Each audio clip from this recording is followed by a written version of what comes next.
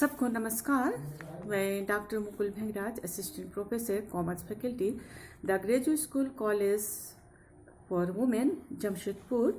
मैं आज आप लोगों को पीजी सेमेस्टर थर्ड और सब्जेक्ट है बिजनेस एनवायरनमेंट, जिसमें मेरा टॉपिक है managerial response to changes in business environment, व्यवसायिक वातावरण में परिवर्तन पर प्रबंधकीय प्रतिक्रियाएं।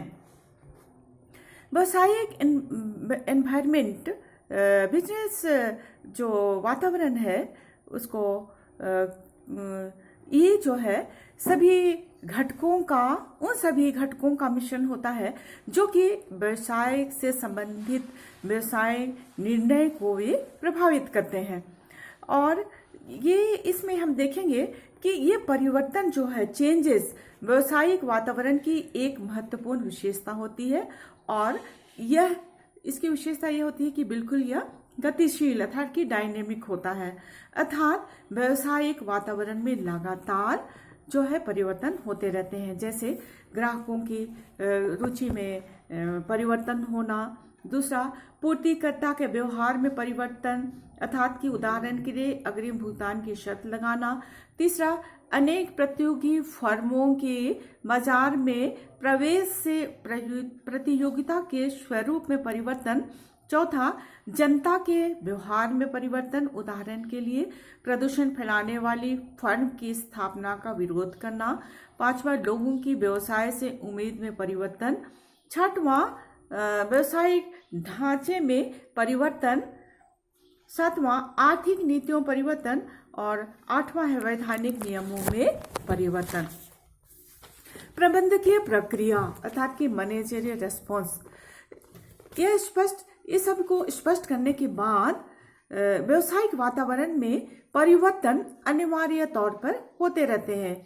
मुख्य प्रश्न ये उठता है कि प्रबंधक इन परिवर्तनों के प्रति क्या प्रतिक्रिया करते हैं, अर्थात वे इनको कोई महत्व देते हैं अथवा नहीं। इन प्रश्नों के उत्तर में यह कहना उचित होगा कि यदि प्रबंधक चाहते हैं कि उनका व्यवसाय लंबे समय तक चले तथा उसका विकास हो, तो परिवर्तनों को महत्व देना एक अनिवार्यता है अथवा अन्यथा नहीं।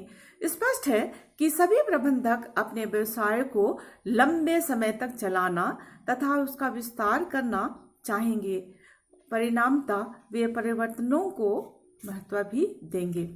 व्यवसायिक वातावरण में परिवर्तनों के महत्व को समझने के बाद हमें ये जानने की जरूरत है कि प्रबंधक इनका सामना कैसे करते हैं।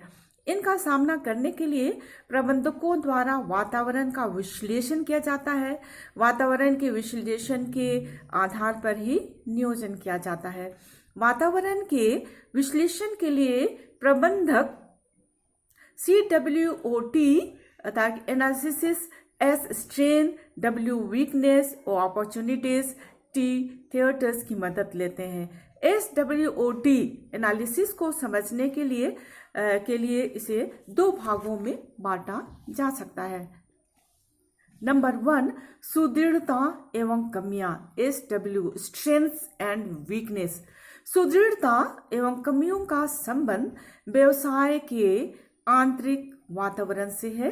आंतरिक वातावरण का विश्लेषण व्यवसाय की सुदृढ़ता एवं कमियों को पहचानने में मदद करता है। इसके अंतर्गत यह देखा जाता है कि व्यवसाय के पास वित्तीय साधन प्रचुर मात्रा में उपलब्ध है अथवा नहीं, संगठनात्मक ढांचा कैसा है, प्रबंधकीय कुशलता का स्तर कैसा है, उत्पादन विधियां कैसी है, उत्पादन क्षमता कितनी है आदि। दूसरा है अवसर एवं डर, OT अपॉर्चुनिटीज एंड थ्रेट्स। इनका संबंध व्यवसाय के बाहरी वातावरण से है। बाहरी वातावरण में परिवर्तन से अच्छे अवसर भी प्राप्त होते रहते हैं और खतरा भी पैदा हो सकता है। यह जानकारी बाहरी वातावरण के विश्लेषण से होती है।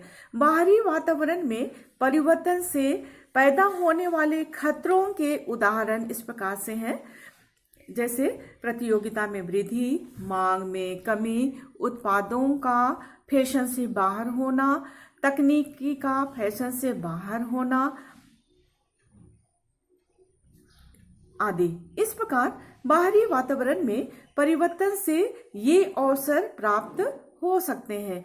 नए बाजारों का विकास, ब्याज दर में कमी, पूर्तिकर्ताओं द्वारा अधिक समय के लिए उधार सुविधा, अधिनियमों का पक्ष में होना आदि। जो व्यावसायिक इकाइयां अपने सुदृढ़ता एवं कमियों तथा बाहरी वातावरण से प्राप्त होने वाले अवसरों एवं डर को समय रहते ही पहचान लेती हैं, वे इकाइयां लंबे समय तक जीवित रहती हैं और उनका विकास भी होता है। इस संदर्भ में कपड़ा मिलों का उदाहरण लिया जा सकता है कि कुछ साल पहले कपड़े के फैशन में परिवर्तन आया था। कुछ मिलें जैसे रिलायंस टेक्सटाइल्स तथा एस कुमार्स ने इस परिवर्तन का ठीक पूर्वानुमान लगाया और समय पर ही फैशन के अनुरूप कपड़ा तैयार किया। अतः ये कपड़ा उद्योग में नेता बनकर उभर आई। इसके विपरीत अनेक कपड़ा मिलें ठीक पूर्वानुमान न लगाने के कारण बंद हो गए। निष्कर्ष के रूप में हम ये कह सकते हैं कि व्यावसायिक वातावरण परिवर्तनशील है, इसलिए व्यवसाय की नीतियां भी इतनी गतिशील होनी चाहिए ताकि बदलते हुए वातावरण का सफलतापूर्वक से उनका सामना किया जा सके। नीतियों का निर्धारण आंतरिक तथा बाहरी वातावरण के विश्लेषण पर ही आधार पर करना चाहिए।